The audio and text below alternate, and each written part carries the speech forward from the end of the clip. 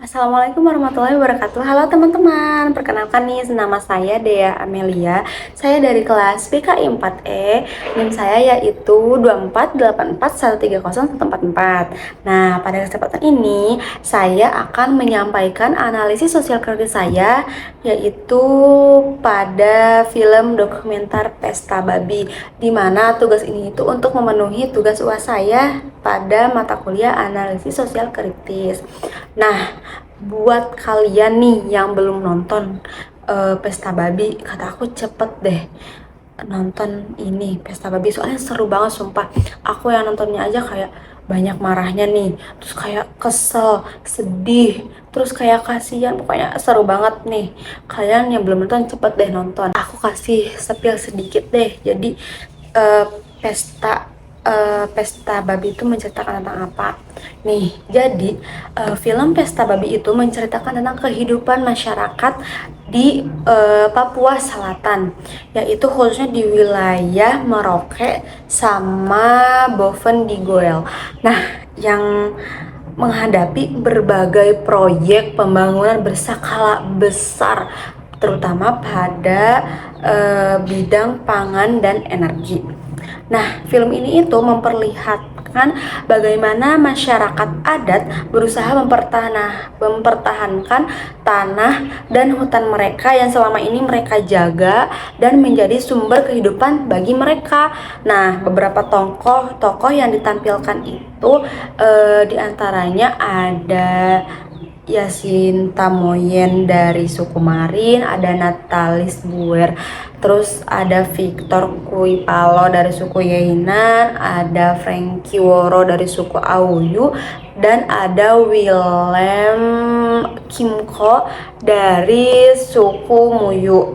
Nah, mereka itu mewakili pengalaman masyarakat adat yang terdampak langsung oleh proyek pembangunan tersebut, teman-teman. Coba bayangin, sumpah ya.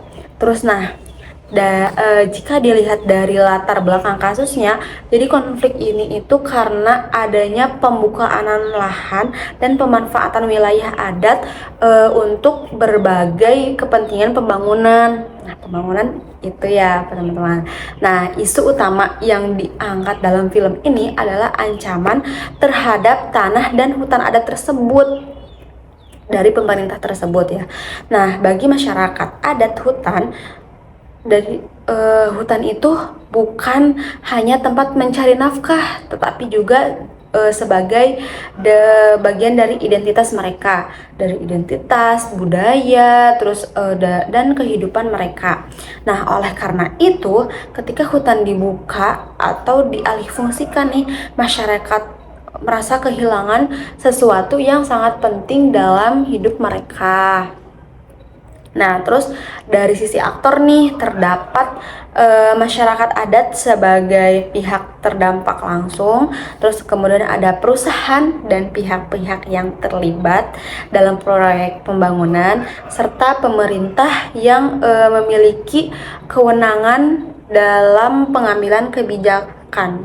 Nah, jika dilihat nih dari posisi dan kekuasaan, tentu perusahaan dan pemerintah itu memiliki akses kekuasaan yang lebih besar, sementara masyarakat adat berada dalam posisi harus memperjuangkan hak mereka agar tetap didengar dan dihargai. Nah, kemudian nih, dari sisi kepentingannya, jadi masyarakat adat ini ingin mempertahankan, ya pastinya ya ingin mempertahankan tanah, hutan, budaya, dan ruang hidup mereka nih. Sedangkan pihak pembangunan ini memiliki kepentingan untuk menjalankan proyek itu yang dianggap dapat mendukung kebutuhan pangan dan ekonomi. Bayangin, kayak perbedaan kepentingan inilah jadi yang akhirnya memunculkan konflik untuk memperjuangkan keinginannya, dan masyarakat adat melakukan berbagai upaya nih seperti ini menyuarakan aspirasi, memasang palang adat dan salib merah, serta mempertahankan nilai-nilai budaya yang mereka miliki. Tapi semua itu tidak didengar oleh pemerintah ini. Terus, dalam penyelesaian proses konfliknya, jadi masyarakat adat ini berusaha menunjukkan nih penolakan mereka secara melalui simbol adat dan berbagai bentuk perlawanan budaya. Namun, berdasarkan film ini yang aku tonton, penyelesaian konflik ini tuh belum sepenuhnya berhasil karena masih terdapat perbedaan kepentingan yang cukup besar antara pihak-pihak yang terlibat.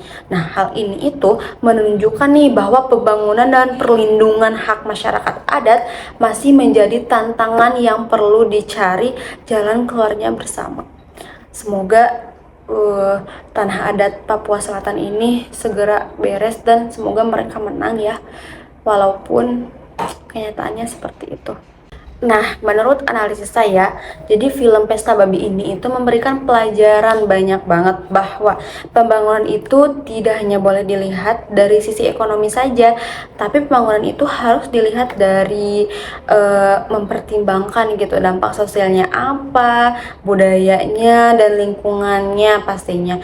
Nah, saya melihat itu bahwa masyarakat adat memiliki pengetahuan dan kearifan lokal yang sangat berharga dan dalam menjaga alam ini.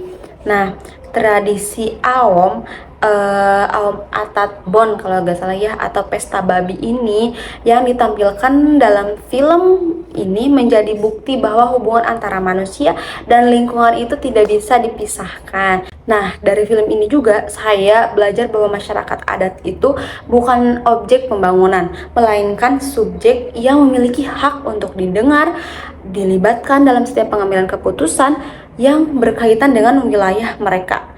Menurut saya juga, pembangunan yang baik adalah pembangunan yang mampu memberikan manfaat tanpa menghilangkan hak, identitas, dan kehidupan masyarakat yang sudah lebih dahulu tinggal di wilayah tersebut. Sekian analisis dari saya. Mohon maaf atas segala kesalahan dan kekurangannya. Wabillahi taufiq wal hidayah. Wassalamualaikum warahmatullahi wabarakatuh.